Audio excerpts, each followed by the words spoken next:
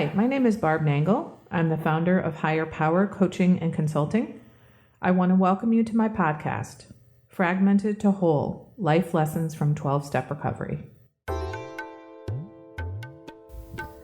This is episode 46, Choice versus Control. Recovery is about learning that you have choices. You can choose to be hopeful rather than hopeless. You can choose to act from faith rather than act from fear.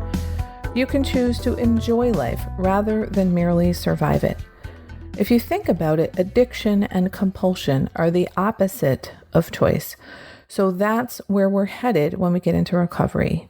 Choice. When we feel like we don't have choices, we often try to control things. In fact, there's a continuum of choice. On one end is where we are often in denial about our circumstances and we try to exert control. And on the other end, where we are able to come out of denial and use discernment. That discernment leads to greater choice. At the denial/control end, we typically have unnatural short breath. We feel tension in our body. We have a fixed mindset rather than a growth mindset and no sense of choices. We often speak without thinking. Some call that being a reactor rather than an actor. We feel embarrassed. We punish ourselves. We apologize a lot and we hold on to resentments. However, we can have choice at any time when we back away from rigid control. On the choice/discernment end of the continuum, our decisions come from inside. Our higher power is guiding us to do the right thing so we know what to do. We don't act compulsively. We trust ourselves. We know who we are. I know it's hard to picture a continuum when someone is narrating it, so I'll name the two ends of the continuum again. It goes from where we are in denial and try to control things on one end to discernment, where we have greater choice on the other end. You know who doesn't recognize choices and tries to control things? People who have victim mentality. Victims don't recognize choice. I know this to be true from my own experience. If you want to hear more about that, you can listen to podcast episode 3 on victim mentality. In that episode, I talk about the fact that I had absolutely no idea that I even had victim mentality until I came into recovery. And I also talk about how I got out of it. Before recovery, I could spot victim mentality a mile away in others, but I just couldn't see it in myself. Can you say projection? In fact, learning that I had victim mentality was a gigantic paradigm shift for me. I'd actually call it a spiritual awakening. That is how profound that insight was. The thing about victim mentality is that it leads to victimization. Many of us start out as actual victims in childhood. We were, in fact, victimized if we grew up in dysfunctional families. And the problem is that if it happens enough, we adopt victim mentality and don't even realize that we have choices.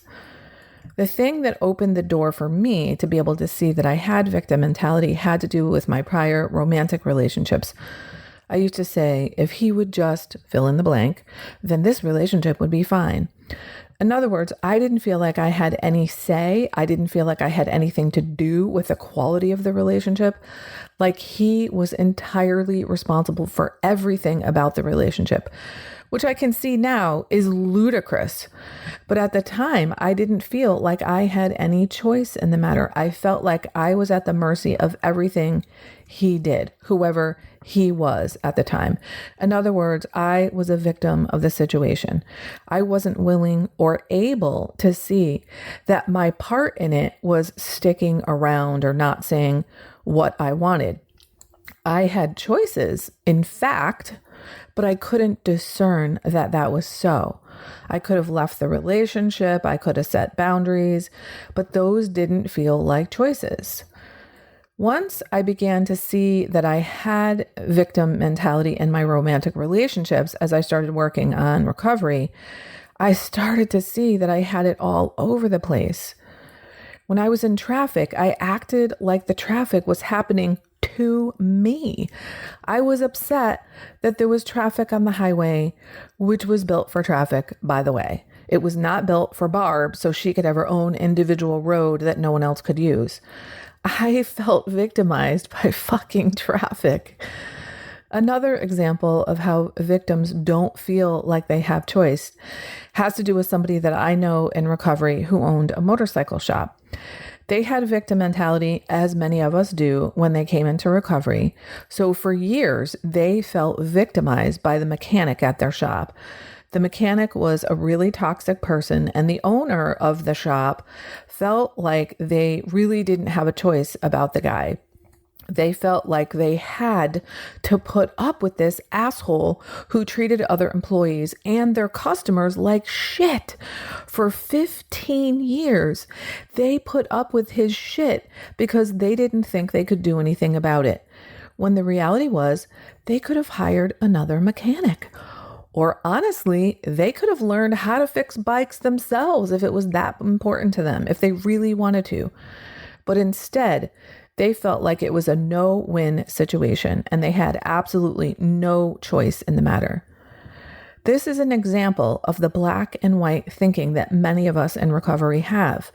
Many of us think things are either all or nothing. Now that is some distorted thinking, and that is what helps perpetuate the idea that we don't have choices.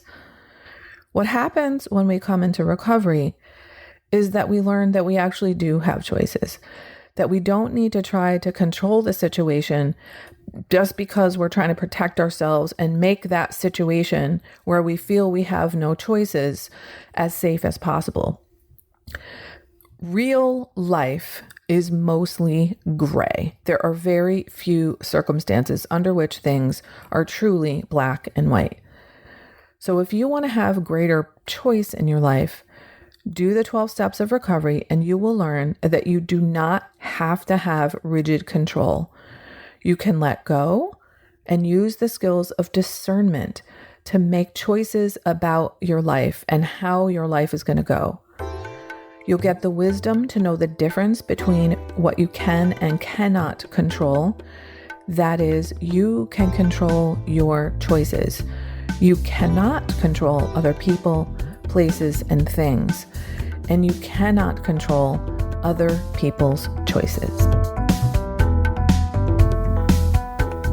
That's it for today. If you like what you've heard here, then you just might be interested in private coaching with me.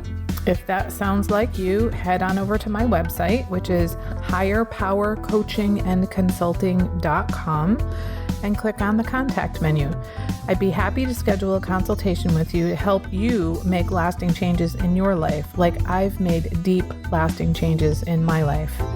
My ideal client is someone who is ripe for change, but I'll coach anyone who wants to be happy, joyous, and free. So if that's you, shoot me an email. I'd love to hear from you. Thanks for listening. Be sure to like and subscribe so you can be sure to get future episodes of my podcast. Thanks again.